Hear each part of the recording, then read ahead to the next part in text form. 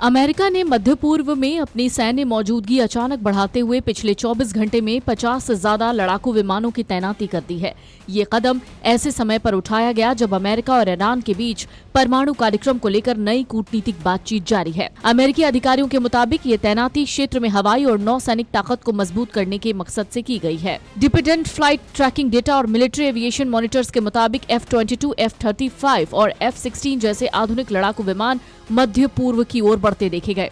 इनके साथ कई हवाई ईंधन भरने वाले टैंकर भी भेजे गए हैं, जिससे संकेत मिलता है कि अमेरिकी सेना लंबे समय तक सैन्य अभियान चलाने की तैयारी कर रही है। इस बीच स्विट्जरलैंड में जिनेवा में हुई ताजा वार्ता के बाद अमेरिकी उपराष्ट्रपति JD वेंस ने कहा कि ईरान अब तक राष्ट्रपति ट्रंप द्वारा तय की गई अहम शर्तों को स्वीकार करने के लिए तैयार नहीं हुआ है। JD वेंस ने साफ किया है कि ट्रंप ने कुछ रेड लाइंस तय की हैं, जिन्हें ईरान अभी स्वीकार करने को तैयार नहीं है। ये सैन्य गतिविधि उस समय पर सामने आई है जब अमेरिका और ईरान के बीच स्विट्जरलैंड के जिनेवा में परमाणु कार्यक्रम को लेकर अप्रत्यक्ष बातचीत का दूसरा दौर चल रहा है। अमेरिकी अधिकारियों का कहना है कि वार्ता में कुछ प्रगति हुई है, लेकिन कई अहम मुद्दों पर अभी चर्चा बाकी है।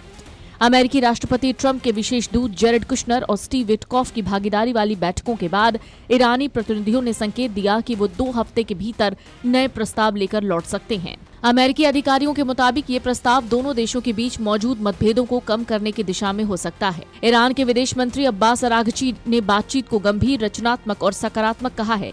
उन्होंने कहा, पिछली बैठक की तुलना में बेहद प्रगति हुई है और अब आगे बढ़ने का रास्ता ज्यादा साफ दिखाई दे रहा है।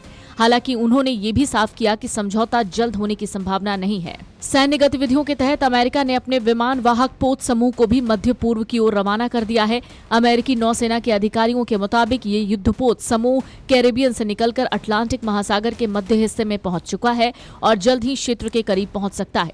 इससे पहले भी अमेरिका इस साल क्षेत्र में कई बड़े नौसैनिक और हवाई सैन्य संसाधन तैनात कर चुका है। दुनिया भर में फिलहाल टेंशन हाई है। अमेरिका ने एक झटके में अपना पूरा एयर पावर मिडिल ईस्ट की तरफ मोड़ दिया है। इंडिपेंडेंट फ्लाइट ट्रैकिंग डेटा और मिलिट्री रिसोर्सेज से पता चल रहा है कि पिछले एक दिन में ही 50 से ज्यादा top class fighter jets region में पहुंचाए गए या रास्ते में हैं। इनमें stealth king F-22 Raptor, latest F-35 और क्लासिक F-16 शामिल है। साथ ही कई एरियल रिफ्यूलिंग टैंकर भी हैं, जो बताते हैं ये प्लेन लंबे ऑपरेशंस के लिए तैयार हैं। ये सिर्फ हवाई हमला नहीं, पूरी नेवी भी एक्टिव है। दुनिया का सबसे ताकतवर aircraft carrier USS Gerald R. Ford अपना स्ट्राइक ग्रुप लेकर कैरिबियन से निकलकर अटलांटिक पार कर रहा है। नेवी अधिकारियों ने कंफर्म किया है कि ये ग्रुप 3 डिस्ट्रॉयर्स यानी USS महान, USS ब्रेनब्रिज और USS विंस्टन चर्चिल के साथ है।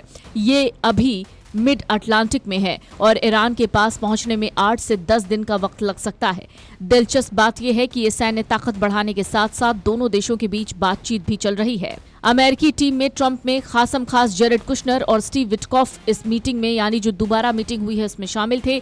ईरानी फॉरेन मिनिस्टर अब्बास अरागची ने कहा कि बातचीत गंभीर और पॉजिटिव रही, कुछ गाइडिंग प्रिंसिपल्स पर समझ नहीं बनी है। इधर ईरान कह रहा है वो किसी भी हमले का मुंह तोड़ जवाब देगा। इधर अब्बास अरागची ने UN में कहा कि एक नया विंडो खुला है डील के लिए, लेकिन हम अपना बचाव करने को तैयार हैं। फिलहाल क्षेत्रीय टेंशन बढ़ रही है क्योंकि ये मूवमेंट 2025 के ऑपरेशन मिडनाइट हैमर जैसा लग रहा है, जब F-22 और दूसरे जेट्स इस्तेमाल हुए थे।